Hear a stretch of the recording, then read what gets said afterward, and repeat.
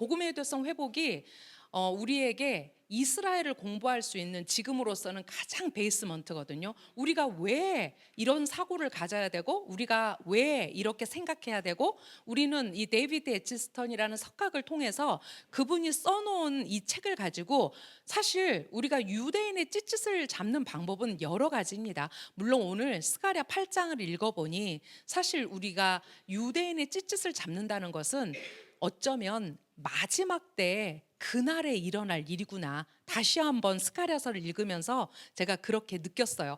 저는 이스라엘을 이제 본격적으로 제가 공부를 하기 시작한 거는 사실 2015년이에요.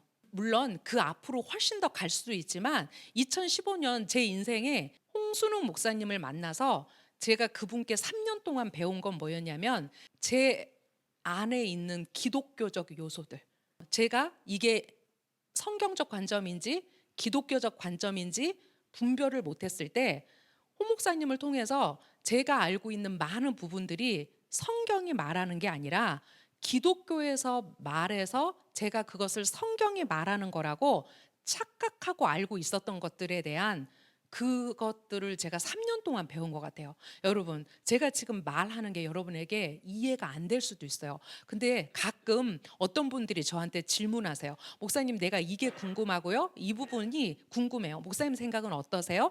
그러면 제가 그 얘기를 다 듣고요. 그분께 제가 뭘 물어보냐면 성경 어디에 이 말이 있을까요? 성경 어디에서 이 말을 하고 있죠? 저는 이렇게 되물어요. 그랬을 때 그분들이 화들짝 놀라는 경우가 거의 8, 90%였어요. 근데 이게 성경 어디에 있습니까? 라고 말했을 때 몰라요. 그리고 저는 이번 주에 한 이틀 정도를 점진적 세대주의라는 책을 읽었어요. 점진적 세대주의를 읽으면서 하나님, 우리가 들어갈 자리가 없습니다. 왜냐하면 여러분, 저는 제 인생에서 참 많은 어떤 단계적인 경험들을 했는데 제가 중고등학교와 청년 시절에 지난번에도 말했지만 저는 브래드린 처치에 있었어요. 그래서 그 초기 세대주의의 그 영향력 안에서 저의 10대와 20대 초반이 있어요. 그래서 누구보다도 그 초기 세대주의의 책을 읽잖아요. 그러면 저는 저의 신앙의 대부분이었기 때문에 그게 다 이해가 돼요. 근데 문제는 뭐냐면요. 이 세대주의가 이게 영국에서 시작이 됐는데 미국으로 넘어가면서 이 세대주의가 어디로 들어가냐면 우리가 알고 있는 복음주의와 근본주의로 들어갑니다. 복음주의 교회는 굉장히 은혜를 강조해요. 다비가 왜 영국 국교회에서 브래드린 처치를 만들었냐면 바로 그 교회 안에 있는 그 교권주의에 대한 반대급부였어요. 우리는 누구나 말씀을 가르칠 수 있고 누구나 공동체를 이끌 수 있는 그런 협력자로서 설 수 있는데 이 교권주의가 그것을 방해하고 있다라고 생각했기 때문에 거기에서 반교권주의에 대해서 나온 게 그 브래드린 처치의 원조예요. 근데 그 사람들이 그렇게 나오면서 이제 성경에 있는 이야기들을 왜곡해서 가지고 나온 게 뭐냐면 가장 대표적인 게 오순절의 교회가 탄생했다예요. 오순절의 교회가 탄생했다. 그 이론이 거기에서 나옵니다. 그러면서 이게 어디에 영향을 미치냐면요. 미국으로 가서 복음주의 엘 무디 신학교를 만듭니다. 네, 근본주의로 가서 달라스 신학교를 만듭니다. 성경을 영적으로 볼 것이냐, 그 있는 그대로 문자로 볼 것이냐의 싸움이 또 그 안에 있었던 싸움이거든요. 무디 신학교와 근본주의인 달라스 신학교의 이 세대주의가 영향을 미쳤다면 또 이 영향 하에서 많은 선교사들이 우리나라에 70년대, 80년대까지 들어온 사람들이 거의 대부분 복음주의 영향 안에서 우리나라의 신학교로 들어왔습니다. 그러면 우리나라에 과연 장로교회 또 그 감리교회가 과연 그 미국 초기 선교사들이 가져온 그 장로교회 또는 그 감리교회의 모습을 그대로 가지고 있느냐? 그렇지 않다는 거예요. 이 안에 이런 복음주의와 근본주의의 영향력을 계속 받아왔던 지금 한국교회의 지금 현재의 모습, 이제 거기에 뭐를 장착했냐면 이스라엘이라는 것을 장착했어요. 그리고 이제 와서 그들은 그걸 뭐라고 얘기하냐면 그래, 고전적 세대주의 문제 있었지, 이혼론을 가져왔지, 우리의 왕국을 지었지, 그리고 그 중간자적인 어떤 뭐 개정 세대주의라고 하더라고요. 그래, 우리에게도 문제가 있었어. 그래서 우리는 지금 전진적 세대주의야. 이름 자체가 점진적 세대주예요. 고쳐갈게. 그런데 그 한계가 뭐냐면요. 그들에게는 땅에 속한 이스라엘과 하늘에 속한 교회가 있습니다, 여러분. 분명히 하나님은 한 분이시고 그 킹덤은 하나인데 그들 안에는 여전히 고전 세대주의자들이나 개정 세대주의자들이나 점진적 세대주의자들이나 변하지 않는 원칙은 뭐냐면 교회와 이스라엘을 이분법적으로 보고 있다는 것입니다. 교회와 이스라엘을 이분법적으로 본다면 하나님의 언약은 세대마다 바뀔 수밖에 없죠. 그게 그들이 말하는 경륜이거든요. 하나님의 경륜. 그래서 그 세대마다 하나님의 경륜이 달랐다는 것입니다. 그렇다면 여러분, 하나님의 브리트가 그 세대마다 바뀌었을까요? 절대 그렇지 않죠. 그것을 점진적 세대주의라는 말로 이제 새로운 옷을 입으면서 지금 그 기반 후에 우리나라의 교회들이 굉장히 많이 영향을 받고 있다는 거예요. 오늘 저의 제목 역시 역사 속의 교회와 이스라엘이에요. 하나님은 이방에게 복음을 전했을 때 이 땅에 교회가 있을 거라는 걸 아셨습니다. 바울이 이제 이방인 전도 사역을 했을 때 하나님은 이미 이 이방인들 안에서 그 유대적인 요소를 보존하지 못할 거라는 걸 알았습니다. 그리고 이들은 자기들의 왕국을 세울 거라는 것도 알았습니다. 그것이 바로 2000년 기독교의 역사입니다. 그렇다면 이제 우리가 지금 이 시점에 서 있습니다. 이제 하나님이 우리에게 질문하시는 거죠. 그래서 너희들은 어떻게 할 거니? 이제 그 무너진 성벽을 하나님 제가 막아서겠습니다. 하나님 제가 고치겠습니다라고 하는 그 한 사람이 그 자리에 서기를 원하시는 거죠.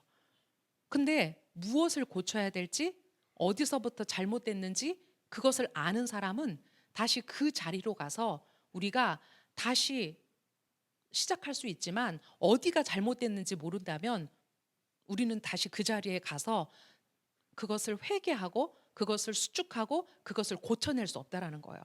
올리브나무 단면에 대한 이해를 중심으로라는 부제가 붙어 있어요. 자, 우리가 가지고 있는 책에 보면 올리브나무와 올리브나무 단면을 그림으로 그려져 있어요. 이제 그거를 가지고 제가 오늘 여러분과 함께 이제 하나씩 우리가 이 교회와 이스라엘의 관계 속에서 결국 하나님께서 이 교회와 이스라엘은 처음에 두 개가 아니었어요. 그죠? 어디에서 시작했어요? 분명히 이스라엘에서 시작했어요. 처음이 그랬다면 마지막도 이스라엘로 모아져야죠. 첫 번째 에덴이 이제 그 회복되어져서 마지막 에덴이 되는 것은 그 땅이 바로 예루살렘 그 땅에서 시작된 복음이기 때문에 그래요. 마찬가지예요. 영원히 교회와 이스라엘이 만나지 못하고 평행선으로 두 개가 달리고 있다면 이거는 저주예요. 처음에 같이 시작했기 때문에 마지막도 함께 모여야 된다라는 거예요. 자, 그거를 스턴의 얘기와 또 역사적인 증거들을 가지고 제가 오늘 조금 나눌게요. 역사 속의 교회와 이스라엘 오늘 첫 번째 시간이고요. 그림이 나오죠. 다윗별은 주이시입니다. 십자가는 젠타일 크리스찬입니다. 이방 기독교인을 나타내는 그림이고요. 그리고 검정색 빗금으로 아마 책에 보면 나와 있을 겁니다. 메시아닉 주이시를 이렇게 각각 주이시, 젠타일 크리스찬, 메시아닉 주이시가 어떻게 역사 속에서 시작되고 만나고 또 하나가 되고 하는 이런 이제 과정들을 우리가 볼 수 있을 겁니다. 자, 첫 번째 그림은 25년 주이시 피플이라고 써져 있는 그림입니다. 자, 여러분 이게 무슨 그림이죠? 스턴이 이 그림에서 우리에게 주고자 하는 메시지가 있어요. 이 그림에서 가장 중요한 메시지는 뭐냐면 그 올리브 나무는 하나다. 올리브 나무는 하나고 우리가 성경에 보면 두 개의 올리브 나무가 있어요. 자, 어떤 올리브 나무와 어떤 올리브 나무가 있어요? 참 올리브 나무가 있고 돌 올리브 나무가 있어요. 자, 참 올리브 나무와 돌 올리브 나무의 차이점이 있죠. 참 올리브 나무는 바로 하나님께서 그 올리브 나무를 재배하셨다라는 거예요. 주인이 있어요. 돌 올리브 나무는 하나님의 재배에서 벗어난 자기가 자라고 싶은 대로 자란 그 나무를 돌 올리브나무라고 표현했어요. 근데 이스라엘은 어디에 있었다고요? 바로 참 올리브나무 안에 있었다라고요. 주이시 피플, 유대인들은 참 올리브나무 안에 있어야 하고 있었고, 그리고 지금도 그들이 있어야 하는 거예요. 그래서 25년 주이시 피플은 하나님이 재배하신 그 올리브나무 안에 있었다. 이 그림이 그것을 표현하는 거예요. 자, 스턴의 이야기를 우리가 읽어보면 하나님께서 경작하신 그 올리브나무는 이스라엘이다. 그것의 뿌리는 이스라엘의 조상들인 아브라함과 이삭과 야곱이다. 이 뿌리로부터 유대 민족이 자라났다. 반면에 이방인들은 농부이신 하나님께서 특별한 관심을 기울이지 않은 야생 올리브 나무였다. 우리가 지금 쉐모트 파라샤트를 통해서 무엇을 배우고 있냐면 그 이스라엘 민족의 탄생을 우리가 지금 배우고 있어요. 이스라엘 민족은 하나님과 함께 그 이스라엘이라는 나라를 지금 만들어 가고 있어요. 이제 오늘 이트로에서 그들의 주권이 준비되고 있죠. 그게 바로 이제 십계명이 그들에게 주어지는 걸 우리가 오늘 배웠습니다. 뿌리가 이스라엘의 조상들인 아브라함과 이삭과 야곱이라고 그랬어요. 근데 사람들이 질문합니다. 참 올리브나무의 뿌리가 조상들이라고? 아니지, 예수아지. 아마 이 두 가지 이야기를 여러분이 다 들어보셨을 거예요. 참 올리브나무의 뿌리가 예수아라고 딱 해버리면 그 올리브나무에서 떨어져 나간 가지들에게는 더 이상 희망이 없는 것처럼 보여요. 그런데 아브라함이 걸었던 길을 걷는 자들이 지금도 여전히 있다면 이제 예수와께서 오셨을 때 어떻게 한다? 그들을 접붙이신다라는 거죠. 그래서 우리가 조금 더 나아가서 올리브나무의 뿌리는 바로 그들의 조상들인 아브라함과 이삭과 야곱이다. 여기에서부터 우리가 시작해야 돼요. 바울은 이방인 신자들에 대해서 이렇게 기록했다. 돌 올리브나무인 이방인 신자들은 어떤 처지에 있던 사람들이냐면 그들은 그때 그리스도에게 분리되어 있었고 이스라엘 연방 국가에서 소외되었으며 약속의 언약들에 대하여는 외인이요 세상에서 소망도 없고 하나님도 없는 자였다.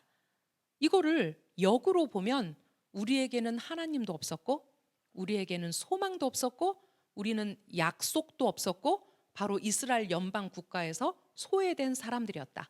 그런데 이제 누구를 통해서 예수와 하마시아를 통해서 우리는 이스라엘의 왕이신 그분을 통해서 그 연방 국가 안으로 들어가고 이제 그 연방 국가 안으로 들어갔을 때 이스라엘에게 주었던 브리트가 누구에게? 우리에게 동일한 브리트가 되고 언약이 되고 그리고 그것이 이제 올람 하바와 메시아 왕국의 소망이 되고 그러면 그 하나님이 바로 그 이스라엘의 하나님이 누구의 하나님이 되는 거? 우리의 하나님이 되는 거. 우리가 배웠지만 그 이스라엘의 하나님이 바로 그 하나님이라는 거. 기독교가 그동안 2000년의 시간 동안 여러분 저는 이스라엘을 공부하면서 십계명의 일이 바로 너희를 미ツ라임에서 꺼내온 나 요두의 바보의 하나님이다라는 사실을 뒤늦게 알았습니다. 여러분 처음부터 십계명의 1번이 그건지 아셨어요? 몰랐죠? 우리 십계명 1번을 다 뭐라고 배웠습니까? 나 이외에는 다른 신을 섬기지 말라. 이게 1번인지 알고 수십 년 동안 살았죠. 사실 그 하나님이 누구시지라고 우리는 한 번도 질문하지 않고요. 생각하지 않았어요. 그냥 하나님이시지. 그런데 막상 물어보면 기준이 없기 때문에 각자가 말하는 하나님, 바로 그분이 우리의 하나님이었죠. 근데 이제 이스라엘을 우리가 연방왕국, 이스라엘 연방왕국으로 들어가서 그들의 브리트를 배워보니 그들의 브리트의 가장 초석이 되는 베이스가 되는 십계명의 첫 번째, 십계명의 1번이 뭐다? 바로 그 관계의 법에서 시작되는 게 그 하나님이 누구신지를 가르치신다라는 거예요. 우리는 외인이었어요. 근데 이제 예수와를 통해서 이스라엘 연방 국가 안으로 들어갔을 때 이렇게 순서대로 우리가 들어갈 수 있다라는 걸 보여주는 거죠. 예수와께서 오셨을 때 한번 생각해 봅시다. 처음부터 이방인들에게 복음이 주어졌다는 건 아니에요. 이제 그 이방인들에게 복음이 주어지기 시작하죠. 메시아께서 오셔서 이제 그 메시아의 왕국, 그 킹덤을 선포하시면서 바로 이제 그 킹덤의 백성들을 누구에게까지 확장하시냐면 이제 이방인들에게까지 확장하고 있다라는 거예요. 25년에는 그 올리브나무 안에 있는 대부분의 유대인들에게 먼저는 그 복음이 전해졌다라는 것을 알 수 있죠. 그림 이 비는 35년이에요. 한번 그림을 보십시오. 올리브나무 안에 여전히 주이시 피플 유대인들이 있습니다. 그리고 이때 초기 메시아닉 공동체가 이제 생겨나기 시작하죠. 예수아와 그의 제자들을 중심으로 해서 이제 예수아께서 돌아가시고 부활하시고 승천하신 이후에 그 제자들을 중심으로 초기 메시아닉 커뮤니티가 생겨납니다. 그런데 여기서 우리가 알아야 될 것은, 그렇다면 이 메시아닉 주이시 커뮤니티가 오늘날의 교회인가? 대부분의 사람들은 이것이 오늘날의 교회라고 생각한다는 거예요. 어느 것도 의심하지 않아요. 아무것도 궁금하지 않아요. 그냥 예수와는 기독교의 창시자고, 바울은 기독교의 개종자, 그죠? 최초의 개종자. 그러니까 이런 식으로 우리가 조금의 의심 없이 예수와 당시의 초기 메시아닉 유대 공동체를 어떻게 교회와 바로 이퀄해서 생각했다라는 거예요. 이제 우리는 사고의 전환이 왔기 때문에 이 그림이 말하고 있는 걸 알 수 있다는 거죠. 자, 여전히 메시아닉 초기 메시아닉 유대인 공동체, 즉 예수와를 따랐던 그 사람들은 유대인이었다. 그리고 그들이 메시아를 믿었기 때문에 그 올리브나무에서 나와가지고 뭔가 새 올리브나무를 경작한 게 아니라 그들은 여전히 참 올리브나무 안에 있었다라는 거예요. 그렇다면 그들이 결국은 어디로, 그들의 정체성을 깨닫고 이제 그들이 올리브나무라는 거를 알아야 된다라는 거죠. 근데 역사는 그들을 강제 개종시켰고 어떻게 말했어요? 너희들은 더 이상 유대인이 아니야 라고 말했다는 거죠. 너희들은 프로이센의 신민이야.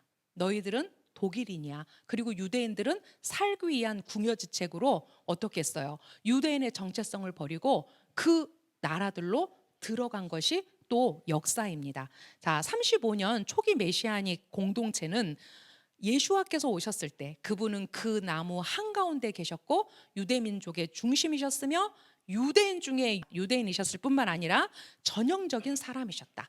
그는 유대인 제자들을 불러 모았다. 단 한 사람도 이방인 제자가 없습니다.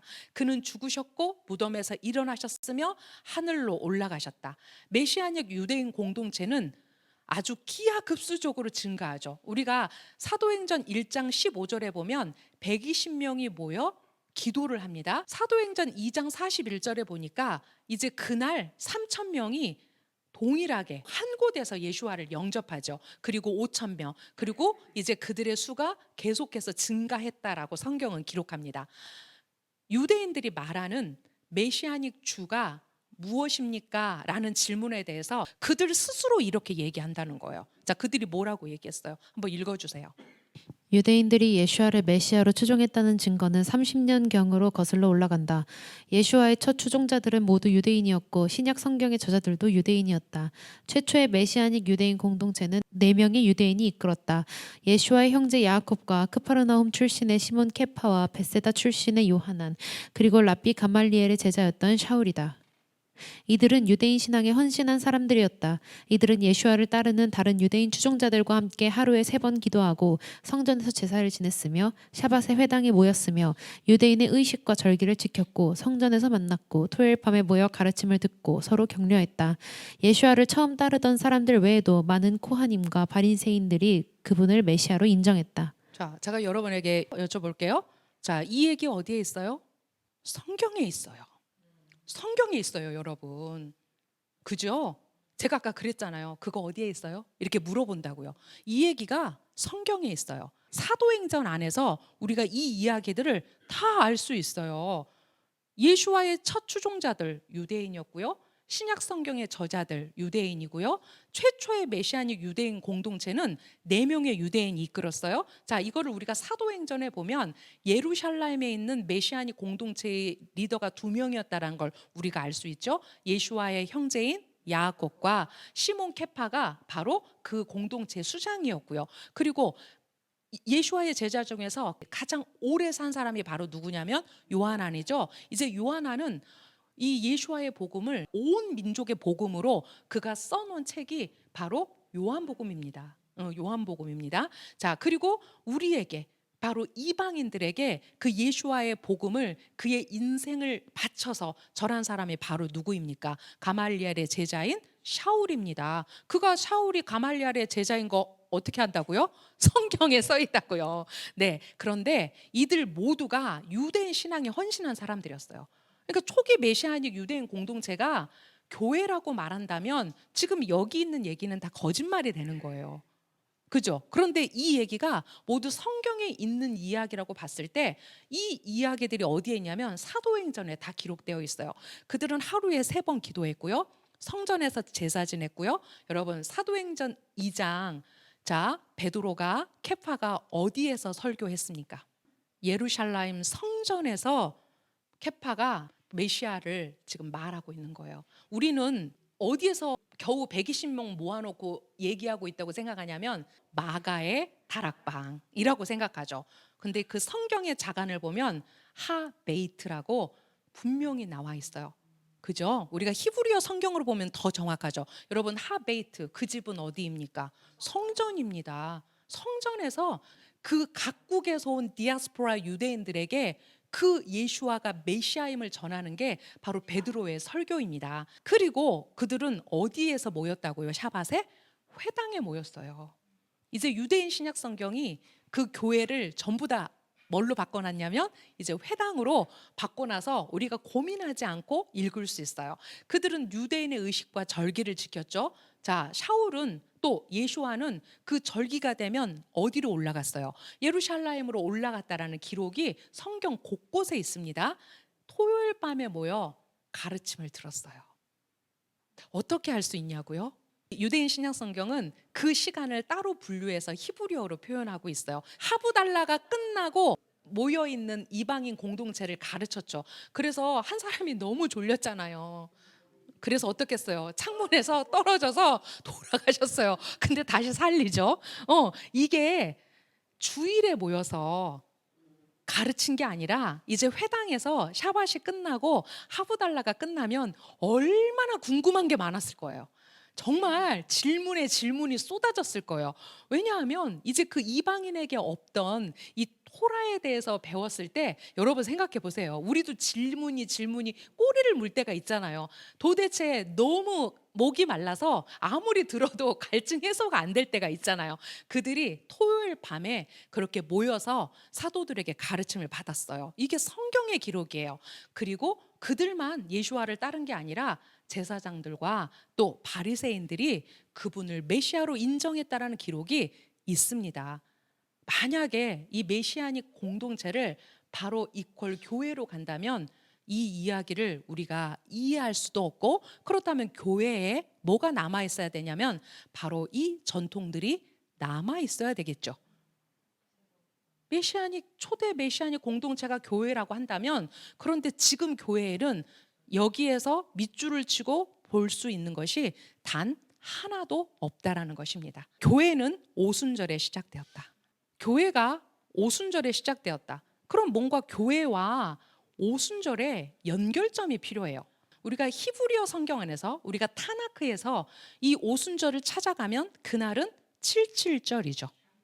네, 샤부오트죠. 정확하게 히브리어로 표현하면 샤부오트죠. 이제 이 샤부오트는 무엇의 꽃이냐면 6월절의 꽃입니다. 6월절의 완성이 샤부오트입니다. 그러니까 그 6월절의 그 유대인들의 축제의 시작을 그들은 샤부오트에 끝난다고 말합니다. 또 샤부오트는 어떤 날이냐면 오늘 우리 배웠죠. 토라를 받은 날. 그래서 그거를 히브리어로 마탄 토라라고 합니다. 그렇다면 그 베드로가 설교한 그 사도행전 2장의 그 오순절 사건이 이 교회와 연결이 돼 있다면, 그날 교회가 생겼다면 역시 그들은 이제 그 유월절을 향한 전진, 그리고 유월절에서 오순절을 향한 뭔가 전진이 필요하죠. 근데 그들이 첫 번째 했던 일이 무엇이냐면 바로 절기를 없앴다라는 거죠. 변개했다라는 거죠. 그들은 토라는 모두 폐해졌다라고 말했다는 거죠. 그럼 그 마탄 토라를 어떻게 이해할 것인가? 그런데 지금 대부분의 많은 기독교인들이 이것을 진리로 믿고 있습니다. 교회는 오순절에 시작되었다. 물론 반대급부도 있습니다. 교회는 오순절에 시작하지 않았다. 이것을 어떤 근거로 말하냐면, 교회를 에클레시아라고 했는데 이 에클레시아를 히브리어로 찾아 올라가 보니까 그게 뭐였다? 카리더라. 그것이 에다더라. 그래서 이것은 철치가 아니라 컨그리게이션이고 어셈블리를 표현하는 것이지 이것을 교회로 바로 가져가는 건 아니야? 라고 말하는 일부 기독교인들이 있습니다. 자, 그래서 결론은 교회는 오순절에 시작되지 않았다. 이게 지금 제가 몇 년도 지금 역사 말하냐면요, 35년 역사입니다. 그러니까 예수와께서 돌아가시고 그 첫 번째 오순절에 교회가 시작되었다고요? 그래서 예수와가 기독교의 창시자라고요? 자, 이렇게 우리가 왜곡된 시점에서 그 세대주의자들이 말했던 거를 다 받아들여 버린다면 이제 정체성 없는 하나님 왕국, 정말 말도 안 되는 하나님 왕국을 이해할 수밖에 없다라는 거죠. 50년. 이제 그림 이 씨는 이제 50년 이방인들에게 전해진 복음입니다. 물론 이미 그 이전부터 이방인들에게 복음은 전해지기 시작했죠. 여러분, 이 그림을 한번 잘 이해해 보십시오. 올리브 나무가 있습니다. 그리고 그 안에 유대인들이 있습니다. 그런데 거기 뭔가 원 하나가 더 생겼죠. 자, 이 원은 결국 무엇을 나타내냐면 예수와를 따랐던 초기 메시아닉 공동체를 나타내는 그림일 것입니다. 그런데 거기에 이제 크리스찬이티, 기독교가 그 안으로 들어가요. 근데 여기에서 우리가 오늘 어떤 부분들을 여러분이 이해해야만 이 그림을 이해할 수 있다는 거예요. 아니, 오순절에 기독교가 생기지 않았다면서요. 그런데 지금 뭔가 기독교를 대표하는 십자가 마크가 있잖아요. 이렇게 우리가 질문할 수 있다는 거예요. 이 그림만 보면요, 교회가 이방인들을 인클루드, 포함하기 시작했어요. 대표적인 사람이 누구냐면 코르넬리우스, 고넬료예요. 그리고 대표적인 지금 안디옥 컨그리게이션이 나와요. 분명히 안디옥 철치가 아니라 안디옥 컨그리게이션이라는 것은 뭔가 유대인들과 함께 연결되어 있는 그런 단어라는 걸 우리가 이제 알 수 있습니다. 이 그림을 이해하기 위해서 참 많은 이야기가 필요해요. 이것만 딱 보면 굉장히 혼란스러워요. 메시아를 믿지 않는 유대인들이 이제 메시아닉 유대인들을 대적하기 시작했어요. 자, 이걸 어디서 볼 수 있어요? 성경에서. 그죠? 그리고 그들을 유대 사회 중심에서 밀어냈어요. 한편 복음이 이방인들에게 전해지기 시작했습니다. 사도행전 8장 1절에서 4절을 보니까 누가 등장하냐면 샤울이 등장해서 제가 예로 들었어요. 자, 메시아닉 공동체에 극심한 박해가 일어나요. 유대인들 안에서 메시아를 믿는 유대인들을 지금 밀어내기 시작하는 사건이 굉장히 빨리 일어났다라는 거예요. 샤울은 그를 죽이는 것에 찬성했습니다. 그날을 시작으로 예루살렘의 메시아를 믿는 공동체에 극심한 박해가 일어났습니다. 사도들을 제외하고 모든 사람이 예후다와 숍론 지역으로 흩어졌습니다. 경건한 사람들이 스데반을 장사하고 깊이 애도했습니다. 그러나 샤울은 메시아를 믿는 공동체를 파괴하기 시작했습니다. 그는 집집마다 들어가서 남녀를 불문하고 끌어다가 감옥에 가두도록 넘겼습니다. 그러나 흩어진 사람들은 그들이 가는 곳마다 복음의 말씀을 전했습니다. 네, 하나님의 역사는 늘 빛과 어둠의 역사가 동전의 양면에 있죠. 이랬던 샤울이 누가 됩니까? 이제 그 이방인을 담을 그릇이 되어서 그의 사역 가운데 어떻게 그가 그 모든 것을 들여서 이제 이방인 전도에 나가는지를 사도행전이 기록하고 있죠. 그리고 그의 서신서들에 얼마나 그의 그 사역이 정말 극심한 박해에도 불구하고 퍼져 나갔는지를 우리가 읽을 수 있습니다. 그 당시에 이미 메시아닉 공동체에 극심한 박해가 일어났어요. 심지어는 샤울이 대제사장에 가서 뭘 받아요? 내가 이들을 잡아올 테니 영장을 좀 주십시오. 그죠? 그 영장을 가지고 어디 가다가 다마스커스, 다메섹 가다가 그 길에서 이제 예수와를 만나죠. 메시아를 믿는 공동체가 일반 성경에는 전부 다 교회로 되어 있습니다. 근데 아직 교회는 태동하지 않았습니다. 이때는 메시아를 믿는 공동체, 오히려 이거를 교회보다 어떤 단어로 쓰면 더 좋았을까요? 메시아를 믿는 사람들을 뭐라고 불렀죠? 노찌림. 네, 노찌림. 또는 그 도를 따르는 사람들. 네, 우리 성경에는 그 도를 따르는 사람들을 샤울이 잡으러 갔다라는 표현이 있어요. 교회보다는 그 단어가 나을 뻔했죠. 자, 이렇게 메시아닉 공동체 극심한 박해가 일어납니다. 그럼에도 불구하고 빛의 역사는 어떻겠어요? 그때 예후다와 갈릴과 숍론에 있는 메시아를 믿는 공동체는 평화를 누리며 세워져 갔습니다. 마치 예수와의 그 산상수훈을 읽는 것 같지 않습니까? 그 모든 것들을 견디는 자에게 하나님이 그 메시아의 평화를 주셨어요. 그리고 루아 코데시의 위로로 주님을 경외하며 살았고 그들의 수는 계속 증가했습니다. 이 유대인 신약 성경을 지금 듣고 있다면 저한테 그럴 거예요. 목사님 너무 어려워요. 도대체 갈릴은 어디고 숍론은 어디고 루아와 코데시는 도대체 뭔 말이래요? 아마 저한테 이렇게 질문할 거예요. 먼저 알려고 하지 않고 딴지 먼저 걸겠죠. 예후다는 유다고요. 갈릴은 갈릴리고요. 숍론은 어디라고요? 사마리아라고요. 이제 루아와 코데시가 뭐라고요? 성령이라고요. 거룩한 영이라고요. 성경은 성령이라는 한자어가 아니라 루아흐 코데시. 네, 히브리어로 우리가 이해할 때 이것이 하나님의 영인 걸 이해할 수 있죠. 자, 박해 속에서도 메시아닉 공동체는 증가합니다. 사도행전 10장 1절에서 4절에 보면 첫 번째 메시아닉 이방인인 고넬료가 소개됩니다. 우리가 사도행전 10장은 정말 놀라운 이야기들로 가득 차 있죠. 자, 고넬료가 어떤 사람이었다고요? 고넬료는 로마군 장교였어요. 그가 가이사라의 주둔에 있었죠. 지금도 우리가 가이사라에 가면 그곳에 로마군들이 주둔한 그 역사적 흔적들이 그대로 남아 있습니다. 자, 가이사라에 고넬료라는 사람이 있었습니다. 그는 이탈리아 부대라고 불리는 로마군 장교였습니다. 근데 그가 분명히 이방인이거든요. 근데 뭐라고 지금 성경이 소개하냐면 그는 신앙심이 두터운 사람으로. 무슨 신앙심이 두터웠을까요? 쉐마, 그 한 분 하나님에 대한 신앙심이 두터운 사람이었겠죠. 그의 온 집안 사람들과 함께 하나님을 경외하는 사람이었습니다. 온 집안 사람들과 함께. 이걸 어떻게 알 수 있어요? 케파가, 베드로가 그의 집을 방문했을 때 거기에 그 온 사람들이 다 모여 있었다는 걸 우리가 알 수 있죠. 그는 하나님을 경외하는 사람이었다. 그 당시에 많은 이방인들은 유대교로 개종했어요. 왜냐하면 그 로마의 타락한 그 도덕에 대해서 반기를 든 로마인들이 뭔가 정결해 보이고 순수해 보이고 거룩해 보이는 유대교로 많은 사람들이 실제로 개종을 했다라는 기록이 있어요. 그래서 로마에서 제사장들한테 너네 이렇게 개종자들을 계속 늘리면 너희한테 굉장히 안 좋은 일이 생길 거야. 이제 더 이상 개종자 받지 마.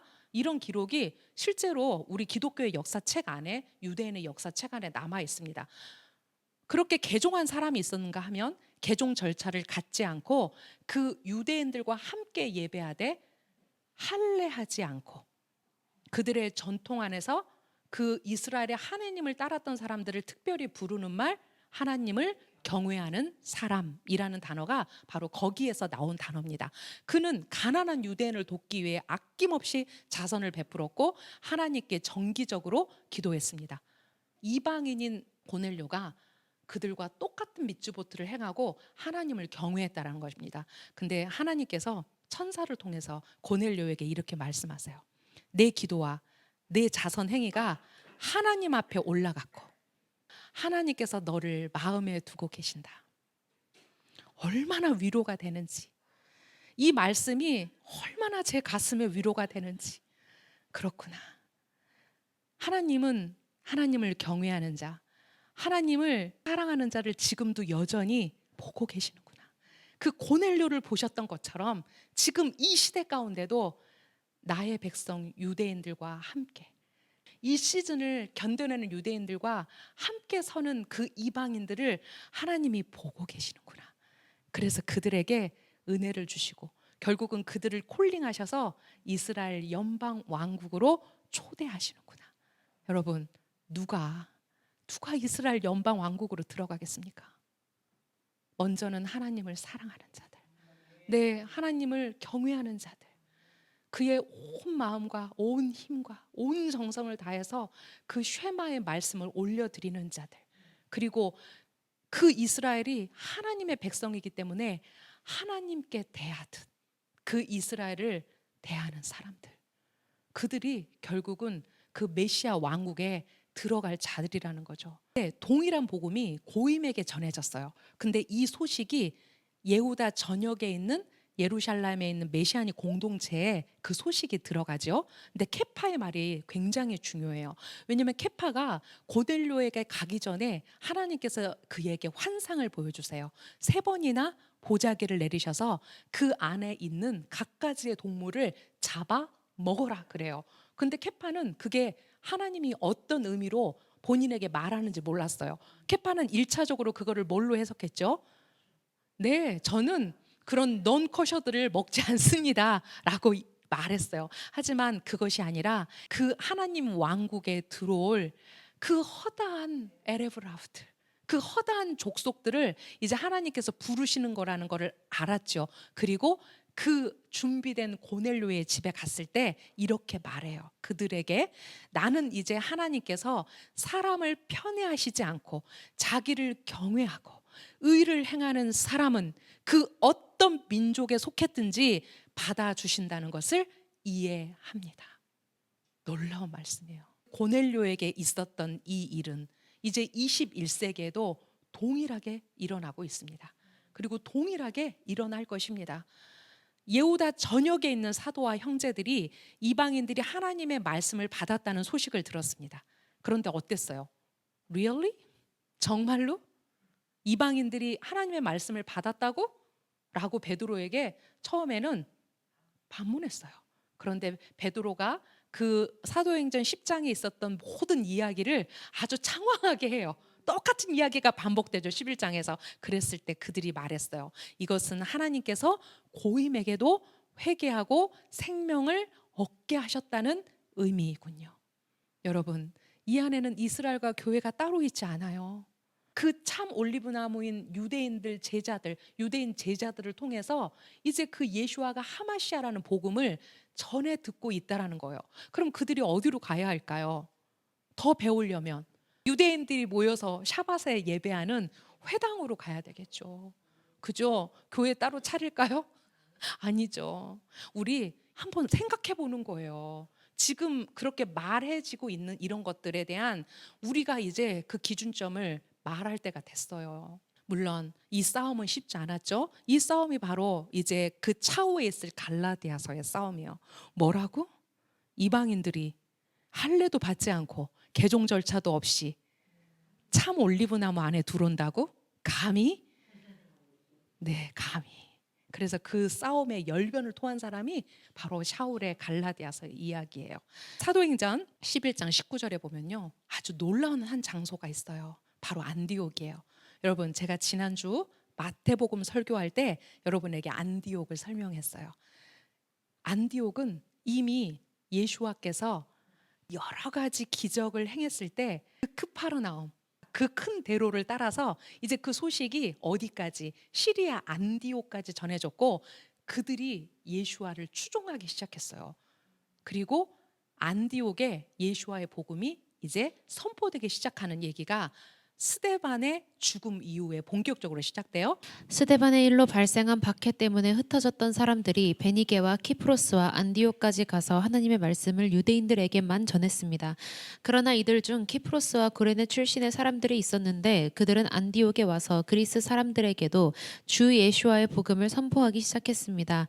주님의 손이 그들과 함께하여 많은 사람이 믿고 주님께 돌아왔습니다. 네, 하나님께서 특별히 키프로스와 구레네 출신의 사람들을 사용하셨습니다. 이 키프로스와 구레네 사람들은 누구냐면 흩어진 유대인들, 디아스포라 유대인들이었습니다. 여러분, 디아스포라 유대인들은 그 유대 땅에 사는, 예루살렘 안에 사는 그런 자기들의 어떤 기득권층을 말하는 그 사람들보다 훨씬 더 유연하고 탄력적인 사람들이었습니다. 우리 키프로스 사람 누구 알고 있어요? 맞습니다. 네, 바르나바. 바나바가 키프로스 사람이에요. 구레네 사람 누구 알고 계세요? 누구예요? 예수와의 십자가를 같이 졌던. 그래서 그의 아들들이 나중에 초기 메시아닉 유대인 공동체에 아주 큰 기둥들이 되죠. 네, 그 이름이 소개되고 있어요. 바로 키프로스와 구레네 사람들을 통해서 이제 그들이 안디옥에 와서 주 예수와의 복음을 전했고 주님의 손이 그들과 함께하여 많은 사람이 믿고 주님께 돌아왔다라는 거예요. 안디옥 컨그리게이션은 이미 준비되어 있었어요. 이미 준비되어 있었어요. 바르나바가 샤울을 찾으러 다소에 갔죠. 왜냐하면 샤울은 예수와를 만나고 아라비아에 갔어. 근데 아라비아에 갔다가 예루살렘에 가가지고 어떻게 했죠? 그 상처를 가지고 그의 고향에 다소로 가버려요. 근데 이제 안디옥의 이방인들이 예수와의 복음을 받아들이고 얼마나 궁금한 것들이 많았을까요? 그때 키프로스 출신의 바르나바에게 샤울이 생각났어요. 그래서 그 먼 거리를 단숨에 가가지고 찾았죠. 집집마다 두드려서 찾았어요. 그리고 샤울을 찾아서 어디로 데리고 가요? 안디옥으로 데리고 가요. 그리고 거기에서 1년 동안 그 안디옥의 사람들을 가르칩니다. 제자들이 안디옥에서 처음으로 메시아닉 그리스도인이라고 불렸습니다. 제자들이 안디옥에서 처음으로 크리스찬이라고 불렸습니다. 누구에게 불렸을까요? 그 안디옥 컨그레게이션 안에 있는 그 회중 안에 있는 사람들, 그 제자들을 크리스찬이라고 불렀다라는 거예요. 그럼 누가 불렀을까요? 유대인들이? 이방인들이? 한 번도 궁금하지 않으셨죠? 그냥 읽었지 뭐 불렸습니다 이러고 끝 하고 이제 다음 장 넘어가는 거죠. 유대인들은 그 당시에 뭐라고 불렸다고요? 메시아를 믿는 유대인들을 노츠림 또는 그 도를 따르는 사람들. 만약에 안디옥 컨그리게이션 안에 있는 그렇게 새롭게 이제 예수와를 믿게 된 제자들을 만약에 유대인 공동체가 불렀다면 뭐라고 불렀을까요? 그 도를 따르는 사람들. 저들도 우리와 같은 도를 따르는 사람들이라고 불렀을 거예요. 안디옥에 사는 이방인들이 이방인 신자들을 불렀던 말이에요. 왜? 그들이 따랐던 사람이 누구다? 헬라어로 크리스투스다. 그러면 크리스투스를 따르는 사람들을 뭐라고 불렀다? 크리스찬이라고 불렀다. 그러니까 유대인 신약 성경은 메시아닉, 그죠? 근데 메시아닉이 메시아를 따르는 사람들이라는 말입니다. 크리스찬 하면 크라이스트, 즉 그리스도를 따르는 사람들이니까 그리스도인이라고 불렸습니다. 근데 누가 그렇게 불렀느냐예요. 왜냐하면 다르지 않았어요. 이들은 한 몸이었어요. 한 몸이었어요. 자, 신약에서 크리스천이라는 용어는 메시아닉 유대인을 지칭하는 것이 아니라 우리가 전반적으로 이제 크리스천이라는 단어를 보면 메시아닉 유대인을 지칭하는 것이 아니라 유대인 메시아 예수와를 통해 한 분이신 하나님을 알게 된 이방인을 칭한다예요. 이방인을 칭하는 용어예요. 이건 우리가 상식적으로 다 알고 있는 말이죠. 근데 유대인들이 이렇게 말해요. 아, 우리가 크리스천이라고 만약에 한다면 이제 그 예수와를 통해서 한 분이신 하나님을 알게 되는 사람들, 이제 그거를 그냥 일반적으로 이렇게 생각한다. 그러니까 그들이 말하는 크리스천이라는 용어 자체가 지금 자칫 잘못하면 뭔가 교회가 생겨서 그 안디옥 컨그리게이션이 마치 어떤 교회인가? 분리된 교회인가? 그게 아니라는 거예요. 이들은 여전히 안디옥에 있는 회당을 중심으로, 왜? 메시아니 유대인들이 어디에서 예배했다고요? 회당에서 예배했다고요. 그리고 하나님을 경외하는 사람들이 어디로 들어왔다고요? 회당으로 들어왔다고요. 그쵸? 그걸 이해하면 돼요. 그러면 이들을, 쟤네들은 지금 우리는 잘 모르겠는데 저기 그 유대인 왕 그 크라이스트 그거를 따르는 사람들이야라고 자기들 안에서, 이방인들 안에서 이렇게 분리했다라는 거예요. 하지만 이 단어는 나쁜 단어라고 제가 말하는 게 아니에요. 왜냐하면 그것에 대한 정체성 안에서 그들은 그 역할을 감당했기 때문이에요. 그러니까 자꾸 이거를 교회로 바로 가버리니까 이제 문제가 생기는 거죠. 네, 맞아요. 맞아요. 네. 이 무너진 성벽을 우리가 어떻게 고칠 것인가요? 이걸 알아야 고치죠. 오늘 그 역사 속의 교회와 이스라엘 세 파트 했어요. 네, 25년, 35년, 50년. 오순절의 교회는 탄생하지 않았다. 오늘 그 결론을 가지고 계속해서 우리가 성경을 읽어 나가다 보면 왜 오순절이 지금 교회와 전혀 상관없는 절기인지를 우리가 알게 될 거예요. 우리가 이렇게 이스라엘과 함께 이렇게 성경을 볼 수 있는 것이 얼마나 하나님의 은혜인지, 우리가 이스라엘의 하나님을 알고 정말 우리의 눈을 열어주신 게 얼마나 은혜인지요. 네, 이제 계속해서 이제 70년부터 제가 틈틈이 강의하겠습니다. 네, 기도하고 마치겠습니다. 이스라엘의 하나님 감사합니다. 우리를 더욱더 당신의 그 친밀한 그곳으로 우리를 이끄셔서 주님, 우리가 더욱더 당신을 사랑하고 우리가 더욱더 당신을 경외하고, 주님, 우리가 정말 물이 바다 덮음같이 그 하나님을 아는 지식이 이제 넘칠 것인데, 주님, 우리에게도 동일하게, 우리의 인생 가운데도 동일하게 그 일들이 일어나게 해주십시오. 우리가 날마다 하나님을 기대하게 해주셔서 감사합니다. 우리가 날마다 하나님의 그 하실 일들을 보고, 또한 그 하나님의 하실 일들 가운데서 하나님의 뜻을 구하게 하시니 감사합니다. 주님 사랑합니다. 베셴 예슈아 하마시아 아멘.